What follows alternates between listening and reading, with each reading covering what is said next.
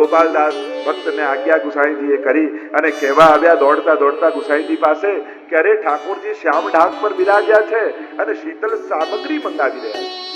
ગુસાઈજીએ તુરંત સિદ્ધ કરી અને પોતાના સાથે લઈ સામગ્રી અને ગુસાઈજી શ્યામ ઢાક પર બનાવી। ઠાકોરજી બિરાજ્યા છે અને ગુસાઈજીએ શીતળ સામગ્રી આરોગાવી છે અને સ્વયં ગુસાઈજી પણ ત્યાં બિરાજ્યા એટલે શ્યામ ઢાક પર ગુસાઈજીના પણ બેઠકજી માનવામાં આવે પણ છે તો ઠાકોરજીને આરોગ આવવા માટે પધાર્યા। ખૂબ પ્રસન્ન ઠાકોરજી થયા છે એવી પણ લીલા ગાઈ છે। ગોપીજનો સાથે ઠાકોરજી અહીંયા છાક લીલા કરી, સખાઓ સાથે છાક લીલા કરી, કારણ કે છાક લીલા અનેક સ્થાનોમાં પ્રસિદ્ધ છે, અનેક પ્રકારની છાક લીલા છે। ગોપીજનો સાથે પણ છે જેવત છાક સલોની મોહન, સ્વયં યશોદાજી પણ ઘણી વાર છાક લઈને પધારે અને પ્રસિદ્ધ સખાઓની સાથે પણ છાક લીલા થાય। શ્યામ ઢાકની છાક લીલા, શ્યામ ઢાક તર છાક આરોગન આવ્યા પદ કીર્તન આપણે અહીંયાની છાક એ ગોપીજનો દ્વારા આરોગ આવેલી છાક। ત્યાં આપણે કુમુદ વનમાં જોયું તો સખાઓની સાથે છાક હતી। બહુત દિનન બસે કુમુદ વન, કૃષ્ણ તિહારે સાથ, એસો સ્વાદ કબહુ ન ચાખ્યો, સુન ગોકુલ કે નાથ, મીઠો મદન ગોપાલ આજ દધી મીઠો મદન। તે કુમુદ વનમાં સખાઓની સાથે છાક અને શ્યામ ઢાકમાં ગોપીજનો ઠાકોરજીને છાક એવા શ્યામ ઢાક પર બિરાજેલા શ્રીનાથજી બાવાને આપણે વંદન કરીએ। જટીપુરાની આસપાસ નિકટમાં અનેક સ્થાનો એવા છે જ્યાં પ્રભુએ પ્રગટ થઈને અનેક પ્રકારની લીલાઓ કરી છે। એવું જ બીજું સ્થાન, અને જ્યારે વ્રજયાત્રા આદિ હોય ત્યારે તો વૈષ્ણવ રાહ જોતા હોય કે ક્યારે આપણી યાત્રા ગુલાલ કુંડ પર જાય। અને ગુલાલ કુંડ એવું દિવ્ય સ્થાન છે જ્યાં ઠાકોરજી બિરાજ્યા છે। આ ગુલાલ કુંડ પર જ્યારે પણ યાત્રા હોય ત્યારે હોરી ખેલનો મનોરથ કરવામાં આવે। અહીંયા સારસ્વત કલ્પમાં ઠાકોરજીએ વ્રજભક્તો સાથે હોરી ખેલ કર્યો। વસંત પંચમી આવે અને એટલો બધો ગુલાલ ઉડ્યો હતો કે આજે પણ એ ગુલાલ કુંડની આસપાસની માટી લાલ રંગની છે, લાલાશ જેવી રંગની છે, એટલે પણ એને ગુલાલ કુંડ કહીએ છીએ। કારણ કે એ સમયે એવો ભારે ખેલ કર્યો કે એનો ગુલાલ આજે પણ માટીમાં લીપાયેલો। સારસ્વત કલ્પની અનેકવિધ લીલાઓના વર્ણન હોરી ખેલના વસંત પંચમી આવે એટલે 40 દિવસ હોરી ખેલના શરૂ થાય। વસંત, ધમાર, ભાદ આદિના દિવસો આવતા જાય, હોરીના દિવસો નિકટ આવે અને હોરીનો દિવસ જ્યાં નિકટ આવે ઠાકોરજી અને સ્વામીજી નક્કી કરે, બધા જ વ્રજભક્તોને કહો કે હે સ્વામીજી આપ ગોપીઓને બરસાનાથી લઈ ગુલાલ કુંડ પર આવો અને હું નંદગાંવથી બધા ગોપોને લઈને આવું। અને ગુલાલ કુંડ ઉપર બે ટોળી ભેગી થાય, એક તરફ સ્વામીજી હોય અને એમના ગોપીજનો હોય, બીજી બાજુ ઠાકોરજી હોય અને એમના સખાજનો હોય। પિચકારી તાણીને એક બાજુ ઠાકોરજી ઉભા છે, એ બીજી બાજુ સ્વામીજી પિચકારી તાણીને ઉભા છે। સ્વામીજી કહે પ્રભુ પહેલા આપ શરૂ કરો અને ઠાકોરજી કહે અરે રાધાજુ પહેલા આપ શરૂ કરો। 10 મિનિટ, 15 મિનિટ, અડધો કલાક, 2 ઘડી, 4 ઘડી ગઈ। શ્રીદામાં ઉભા ઉભા વિચાર કરે આ બંને એકબીજાની રાહ જોઈને બેઠા છે ને ખેલ શરૂ થશે ક્યારે? એવા હોરીના ચતુર છે, હોરીના રસિયા છે પ્રભુ। સ્વામીજીને થયું કે આ બહુ ચતુર છે, કેમે કરીને ગોપીઓને કહેવા લાગ્યા કે આજે ઠાકોરજીને પકડો। 40 દિવસ સુધી એમણે આપણને રગ્યા છે, આજે ઠાકોરજીને નહીં છોડીએ। ચંદ્રાવલીજી બહુ ચતુર, કહ્યું કે ઠાકોરજીને પકડવા તો અઘરા છે પણ રાજાને પકડવો હોય તો પહેલા એના પ્રધાનને પકડવો જોઈએ। આ શ્રીદામા બહુ ચતુર છે અને ઠાકોરજીની પાસે અબીર ગુલાલ લઈને કટોરા લઈને પહોંચી જાય છે અને ઠાકોરજી એમાંથી લઈને ઉડાડે છે, પહેલા એવું કરો શ્રીદામાને પકડો। યુક્તિ કરી ચંદ્રાવલીજીએ એક ટોકરો ફગવાનો લઈને શ્રીદામાને બતાવ્યો, જો આટલા ફગવા અમારી પાસે, ધાણી ફોડીએ ને બાજરીની એને ફગવા કહેવાય।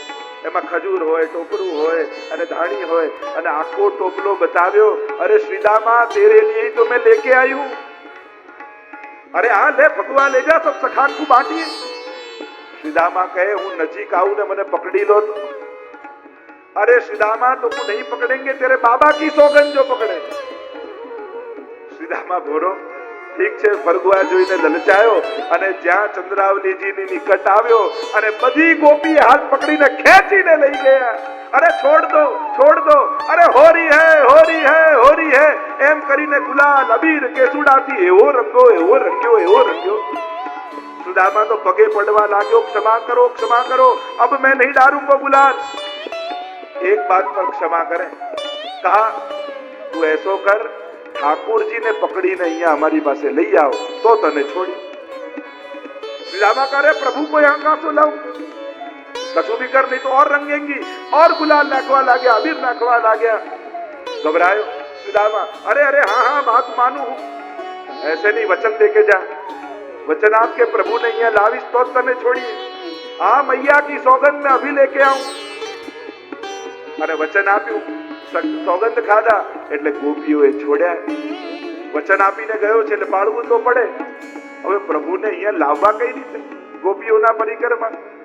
એમને તો ઠાકોરજી આવે નહીં. એટલે યુક્તિ કરી, प्रभु आज मन में एक मनोरथ.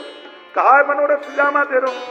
मन में ऐसो मेरो मनोरथ है कि लालन तू मेरे कंधा पे बैठ जा, मारा खभा ऊपर तू बेसी जा અને પછી ગુલાલ ઉડાડ તો दूर दूर સુધી ગુલાલ જાય. ये तू नीचो खड़ो रह के गुलाल डाले तो दूर तक नहीं जावे. ऐसो कर, એવું કર, મારા ખભા ઉપર બેસી જા અને પછી ફેટ ના ગુલાલ ની તો दूर दूर સુધી જશે.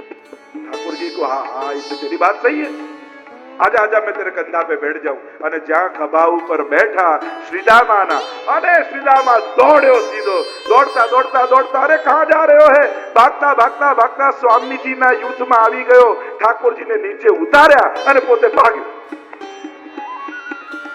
અને ઠાકોરજી હવે આવ્યા હાથમાં, આમ ભાગવા જાય તો ગોપીઓ આમ રોકે, આમ ભાગવા જાય તો આમ રોકે.